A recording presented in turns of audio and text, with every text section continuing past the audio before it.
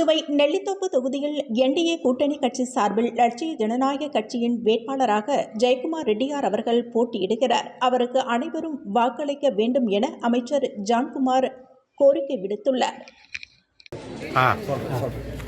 நெல்லித்தோப்பு தொகுதியான எல்லா பொதுமக்களுக்கும் வணக்கம்.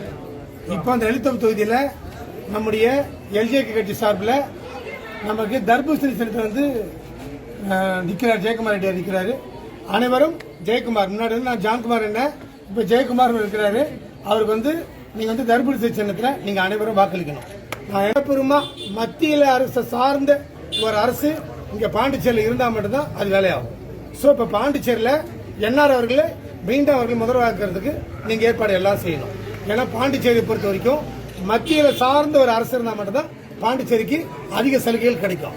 உதாரணத்துக்கு நான் தான் காங்கிரஸ் கவர்மெண்ட்ல, நாராயணசாமி கவர்மெண்ட்ல காங்கிரஸ் இருந்தேன். அப்ப 5 வருடத்துக்கு ஒட்டுமொத்தமாவே 38,550 கோடிக்கு தான் அவர் பட்ஜெட்டால போட முடிஞ்சது. ஆனா என்ஆர் அவர்கள் முதலமைச்சராகி இந்த 5 வருடத்துல 58,550 கோடி பட்ஜெட் போட்டிருக்காங்க. அப்ப டோட்டலா 20,000 கோடி எக்ஸ்ட்ரா அன்னைக்கு வந்ததுன்னா நம்முடைய பாரத பிரதமர் நரேந்திர மோடி ஜி அவர்களுக்கு மட்டும்தான் அந்த 20,000 கோடியை கொடுக்க முடிஞ்சது. இது ஒன்னு உதாரணம், ஒரு சின்ன உதாரணம். ஏற்கனவே இருந்தப்போ ஒட்டுமொத்தத்துக்கு முதியோர் பென்ஷன் 2,000 தான் போட முடிஞ்சது காங்கிரஸ் கவர்மெண்டால.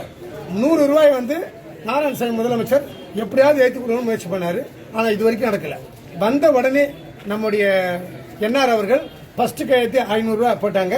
உடனே நரேந்திர மோடிஜி அதுக்கு உடனே சாங்ஷன் பண்ணி இன்னைக்கு 2,100 பணம் வாங்கினாங்க.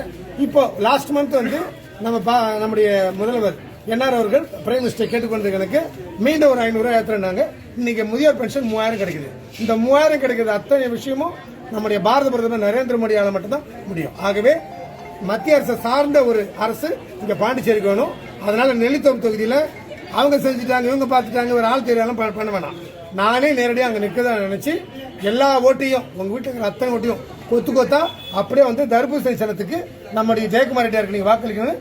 உங்கள் பொறுப்பாக தொட்டு வணங்கி கேட்டுக்கொள்கிறேன். நன்றி, வணக்கம். உங்கள் சார்பில்